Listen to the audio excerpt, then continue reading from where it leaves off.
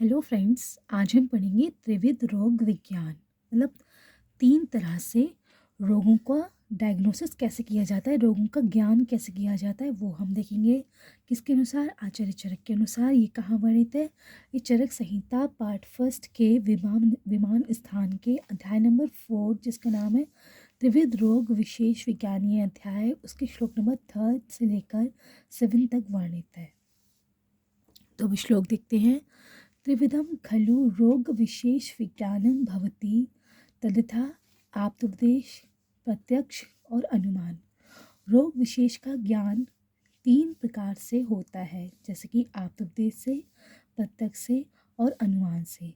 तो गाइज हम इस वीडियो में पढ़ेंगे कि रोग का विशेष ज्ञान, मतलब कोई पर्टिकुलर रोग रोगी को हुआ है, जो डिजीज़ रोगी को हुई है, उसका डायग्नोसिस करने के लिए हमें किस किस की, आयुर्वेद के अनुसार किस किस की ज़रूरत पड़ती है? आप्तोपदेश की, प्रत्यक्ष की और अनुमान की। तो ये त्रिविध रोग विज्ञान के तीन फैक्टर्स हैं जिनके ऊपर डिपेंड होकर रोग का ज्ञान किया जाता है। अब हम आप्तोपदेश को देखते हैं। तो तत् आप उपदेशो नाम आप्त वचनम।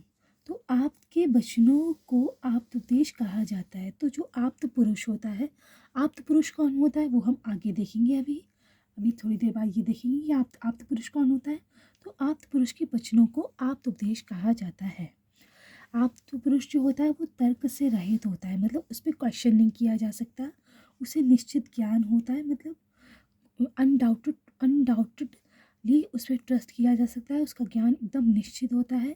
स्मरण शक्ति से संपन्न होता है, मतलब उसकी मेमोरी बहुत शार्प होती है। कार्य और अकार्य के विभाग को जानने वाला होता है, मतलब कौन सा कार्य करने योग्य है, कौन सा कार्य नहीं करने योग्य है, उसके विभाग को जानने वाला होता है। जो किसी भी प्राणी के प्रति प्रीति प्रीति उपताप राग द्वेष से रहित होता है। जो किसी भी प्राणी से न प्रीति रखता है, न उपताप रखता है, न राग रखता है, न द्वेष रखता है। इस प्रकार के व्यक्तियों को आप्त माना जाता है। तो किस प्रकार के व्यक्तियों को आप्त माना जाता है? जिसके पास कोई, मतलब जिसकी नॉलेज पर कोई डाउट नहीं किया जा सकता है, ऐसी नॉलेज होती है। स्मरण शक्ति से संपन्न होता है। कार्य और कार्य के विभाग को जानने वाला होता है। जो किसी भी मनुष्य से प्रीति उपताप राग द्वेष से रहित होता है। और इन्हीं व्यक्ति को आप माना जाता है। और जो वो वचन कहते हैं वो प्रमाण होते हैं, मतलब प्रूफ जो होते हैं, विथ प्रूफ होते हैं जो वचन वो बोलते हैं। मत वाले पागल मूर्ख का वचन वे चाहे दुष्ट हो या दुष्ट हो अप्रमाण माना जाता है। तो जो मत वाले होते हैं, उन्मत्त होते हैं, मूर्ख होते हैं, उनके दुष्ट हों चाहे वो अदुष्ट हों, उनके वचन को अप्रमाण माना जाता है, प्रमाण नहीं माना जाता है। अब हम पढ़ेंगे प्रत्यक्ष के लक्षण। तो प्रत्यक्ष क्या होता है वो हम देखते हैं। प्रत्यक्षम तो खलु दद्यात् स्वम इंद्रिय मनसा च उपलभ्यते। तो जो वस्तु स्वम इंद्रियों और मन के द्वारा जानी जाती है उसे प्रत्यक्ष कहा जाता है। तो जो व्यक्ति की इंद्रिय हैं, चक्षु इंद्रिय, घ्राण इंद्रिय, श्रोत इंद्रिय, वाक इंद्रिय, स्पर्श इंद्रिय, रस इंद्रिय, जो ये इंद्रिय हैं, एकादश इंद्रिय, उनके द्वारा, और मन जो है वो उभेंद्रिय है, मतलब एक कर्म इंद्रिय भी है और ज्ञान इंद्रिय भी है। तो उनके द्वारा जो ज्ञान होता है उसे प्रत्यक्ष कहा जाता है। ओके फ्रेंड्स, अब अनुमान का लक्षण क्या होता है? अनुमान किसे कहते हैं?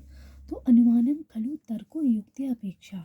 तो युक्ति की अपेक्षा रखने वाले तर्क का नाम अनुमान है, जिसमें टेक्निक लगाई जाती है, मतलब आप्तोपदेश का प्रयोग करके और प्रत्यक्ष का प्रयोग करके, तो उससे युक्ति लगाकर जो ज्ञान प्राप्त होता है उसे अनुमान कहते हैं। अब इन तीन प्रकार के मतलब इन तीन प्रकार के जो आप्तोपदेश, प्रत्यक्ष और अनुमान है, इनका प्रयोग करने से क्या लाभ होता है वो हम देखेंगे। तो यदि इन तीन प्रकार के रोग ज्ञान करने वाले उपायों से सावधानता पूर्वक पहले सभी तरह से रोग की परीक्षा कर निश्चय किया जाता है, तो भविष्य में चिकित्सा करते समय कभी भी असफलता नहीं होती है। तो भविष्य में असफलता प्राप्त नहीं होती है अगर इन तीन प्रकार से आप्तोपदेश, प्रत्यक्ष और अनुमान से अगर वो डायग्नोसिस की जाए, रोग का ज्ञान किया जाए, तो किसी भी प्रकार की असफलता प्राप्त नहीं होती है। तो और उसका ज्ञान सत्य होता है। इससे जो ज्ञान प्राप्त होता है आप्तोपदेश, प्रत्यक्ष और अनुमान से जो ज्ञान प्राप्त होता है वो सत्य होता है। परीक्षा करने की बताई हुई इन तीन विधियों में से यदि किसी एक से परीक्षा की जाए और विषय तीनों परीक्षा से जानने योग्य हो तो एक से उचित ज्ञान नहीं होता है। अगर इसमें से आप तो उद्देश्य से परीक्षा कर ली, ठीक है, और प्रत्यक्ष और अनुमान से परीक्षा नहीं की, तो जो रोग का ज्ञान है वो पूरी तरीके से नहीं हो पाएगा। अगर कोई रोग है उसे तीनों तरीक़ों से जानने के लिए पॉसिबल है कि जैसे आत्मोपदेश से भी जानना है, प्रत्यक्ष से भी जानना है और अनुमान से भी जानना है, लेकिन सिर्फ आत्मोपदेश से जान लिया तो उससे उसका जो ज्ञान होता है वो प्रॉपर नहीं मिल पाता है। अब हम ये देखेंगे कि प्रमाण 2 का यूज़ किया जाए या 3 का यूज़ किया जाए। तो इन 3 परीक्षाओं में सबसे पहले आत्मोपदेश से ज्ञान होता है। सबसे पहले किससे ज्ञान होता है? आत्मोपदेश से। उसके बाद प्रत्यक्ष से ज्ञान होता है, उसके बाद अनुमान से ज्ञान होता है।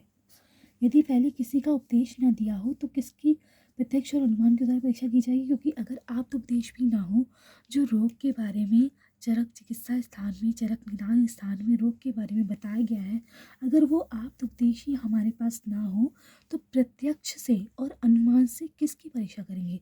वही तो बेस है, आत्मोपदेश ही तो बेस है रोग को ज्ञान करने का। उन्हीं के बेसिस पे प्रत्यक्ष किया जाता है, उनके बेसिस पे अनुमान किया जाता है। इसलिए ज्ञान संपन्न वैद्य के लिए प्रत्यक्ष और अनुमान ये 2 प्रकार की परीक्षा है। तो जिसके पास ज्ञान है उसके लिए तो प्रत्यक्ष और अनुमान ये 2 तरह की परीक्षाएं हैं, और आत्मोपदेश को लेकर 3 परीक्षाएं होती है। और जिसके पास ज्ञान नहीं है उसे आत्मोपदेश भी जरूरी है और प्रत्यक्ष भी जरूरी है और अनुमान भी जरूरी है। ठीक है फ्रेंड्स, अब आत्मोपदेश से क्या क्या डायग्नोसिस करते हैं हमें क्या पता चलता है आत्मोपदेश का यूज़ करके? तो एक एक रोग के ऐसे प्रकोपणों वाला कि रोग का प्रकोप क्या है वो पता चलता है, कैसी प्रकृति है रोग की वो पता चलता है, किस कारणों से हुआ है ये पता चलता है, स्वरूप क्या है ये पता चलता है, स्थान कौन से स्थान का रोग है, क्या वेदना है उसकी, क्या लक्षण है, क्या शब्द स्पर्श रूप रस गंध है, क्या उपद्रव है रोग के, क्या वृद्धि स्थान क्षय कैसे हो रहा है, भविष्य में कैसे होगा, ऐसा नाम वाला है, ऐसे योग वाला है। इस प्रकार हमें ये पता चलता है आत्मोपदेश से। जो संहिता में चैप्टर्स दिए गए हैं उसमें जो लक्षण निदान पूर्व रूप उपचय संप्राप्ति और चिकित्सा जो बताई गई है उससे ये सब पता चलता है। जो हमने देखा स्वरूप वेदना स्थान उपद्रव ये सब पता चलते हैं। तो इसे दूर करने के लिए इस प्रकार की चिकित्सा होगी। इस रोग में ये विकृति है, ये भी सारे उपदेश से जानी जाती है, ये भी आत्मोपदेश से पता चलता है। अब आते हैं दूसरा जो फैक्टर है वो है प्रत्यक्ष। प्रत्यक्ष के द्वारा क्या ज्ञान होता है वो हम देखेंगे। तो प्रत्यक्ष के द्वारा रोग की परीक्षा करने की इच्छा वाले को तो सभी इंद्रियों से रस ज्ञान को छोड़कर रोगी के शरीर में रहने वाली सभी इंद्रियों की परीक्षा करनी चाहिए। तो प्रत्यक्ष के द्वारा रोग की परीक्षा करने की इच्छा वाले को सभी इंद्रियों से, जैसे कोई वैद्य है उसको प्रत्यक्ष से परीक्षा करनी है, आप उद्देश्य उसको पता है प्रत्यक्ष से परीक्षा करनी है, तो सभी इंद्रियों से रस ज्ञान को छोड़कर रोगी के शरीर में रहने वाली सभी इंद्रियों की परीक्षा करनी चाहिए। रस ज्ञान का यूज़ नहीं करना चाहिए, बाकी सभी इंद्रियों से रोगी की परीक्षा करनी चाहिए। शोध द्वारा परीक्षा वैसे कौन से है? आंत्र कूजन, अगर आंत्र में कूजन हो रहा है, संधि में स्फुटन हो रहा है, अंगुली में परवणों में स्फुटन हो रहा है, स्वर विशेषांश, ये शरीर उपकथा शरीर में जो शब्द उत्पन्न हो रहे हैं इसको कर्ण के द्वारा मतलब सुनकर इसका परीक्षा करनी चाहिए। चक्षु द्वारा परीक्षा वैसे कौन से हैं? वर्ण आकार प्रमाण छाया, इनकी शरीर में स्वाभाविक अवस्था का विकृत अवस्था जो भी कोई नेत्र के विषय हो या जो यहाँ नहीं कहा गया है उन सब की परीक्षा नेत्र से करनी चाहिए। तो शरीर का वर्ण कैसा है, शरीर का बॉडी का कलर कैसा हो रहा है रोगी के, उसकी आकार क्या है, साइज़ क्या है, प्रमाण क्या है, छाया क्या है, इसकी परीक्षा नेत्र से करनी चाहिए कि स्वाभाविक है नेचुरल कंडीशन में है या फिर विकृत अवस्था में है। इसकी परीक्षा किससे करनी चाहिए? नेत्र से करनी चाहिए, आइस से करनी चाहिए। रसना के द्वारा कौन सी चिकित्सा करनी चाहिए? रोगी के शरीर में उत्पन्न जीवा इंद्रिय में विषय रस का ज्ञान अनुमान से करना चाहिए। रस की परीक्षा किससे करनी है? अनुमान से करनी चाहिए, क्योंकि इसका प्रत्यक्ष ज्ञान रूप से नहीं हो सकता। अब हम टेस्ट से अपनी टंग से तो कोई भी रस का ज्ञान नहीं लगा सकते क्योंकि इससे इन्फेक्शन होने के चांसेस हैं। तो इसलिए अनुमान से परीक्षा करनी चाहिए रस की, और रोगी से पूछ कर करनी चाहिए कि ये जानना चाहिए कि रोगी के मुख का स्वाद कैसा है। तो प्रश्न करके परीक्षा करनी चाहिए। अगर योग का सर्पणेन तस्य शरीरम वैरस्य मक्षिको सर्पणेन शरीर माधुर्य। जुएं, लीख आदि जंतु शरीर से अलग हो जाए तो शरीर का रस विकृत हो गया है, ये जानना चाहिए कि अगर जुएं हैं और लीख आदि हैं जो बालों में लीचेस हो जाते हैं, जो जुएं हो जाती हैं, लीक हो जाती हैं, ये शरीर में हो जाते हैं। अगर ये शरीर से अलग हो गए तो शरीर का रस विकृत हो गया है। मक्खियों के शरीर पर अधिक बैठने शरीर का रस मीठा हो गया है। अगर मक्खी को अगर शरीर पे ज़्यादा बैठ रही है तो शरीर का रस माधुर्य हो गया है। रक्त पित्त के संदेह पर होने हो तो क्या ये शुद्ध रक्त है या रक्त पित्त का रक्त है?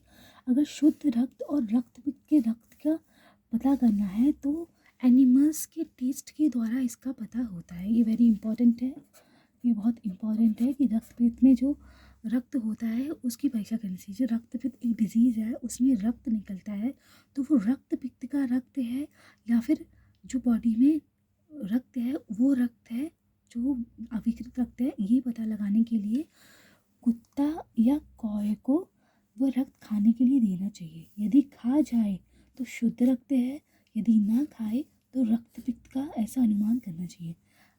कुत्ते को और कौवे को रक्त खाने के लिए देना चाहिए। अगर वो रक्त खा लेता है तो वो शुद्ध रक्त होता है, अगर नहीं खाता है तो रक्त पित्त से निकला हुआ रक्त होता है। इसी प्रकार रोगी के अन्य रसों की परीक्षा अनुमान द्वारा की जानी चाहिए। अब घ्राण द्वारा परीक्षा कौन सी है, मतलब घ्राण मतलब स्मेल के द्वारा कौन सी परीक्षा करनी चाहिए? तो स्मेल के द्वारा रोगी के संपूर्ण शरीर में व्याप्त हुए स्वाभाविक या विकृत गंधों की परीक्षा नाक से करनी चाहिए। तो नेचुरल और विकृत गंधों की परीक्षा नाक से करनी चाहिए। स्पर्श द्वारा कौन सी परीक्षा करनी चाहिए? स्पर्श द्वारा प्रकृति और विकृति से युक्त स्पर्श की परीक्षा हाथ से करनी चाहिए। तो अस्कल्टेशन, परकेशन, ये जो परीक्षाएं होती हैं ये हाथ से की जाती हैं। तो प्रकृति और विकृति से युक्त स्पर्श की परीक्षा हाथ से करनी चाहिए। इस प्रकार अनुमान और आप्तदेश के द्वारा परीक्षा कही गई। अनुमान द्वारा परीक्षा विषय जो होते हैं उनके ऊपर एक पूरी वीडियो अवेलेबल है, तो उसका लिंक चैनल पे दे दिया जाएगा। उससे जाकर आप अनुमान से जो परीक्षा विषय होते हैं उसको पढ़ सकते हैं। तो हमने प्रत्यक्ष के द्वारा परीक्षा विषय देखे, सबसे बाद में स्पर्श के द्वारा देखे, उससे पहले घ्राण के द्वारा देखे, उससे पहले रसना के द्वारा देखे, उससे पहले चक्षु के द्वारा देखे, उससे पहले श्रोत के द्वारा देखे। तो ये प्रत्यक्ष के द्वारा परीक्षा विषय होते हैं जिन्हें अपनी इंद्रियों से परीक्षा किया जाता है।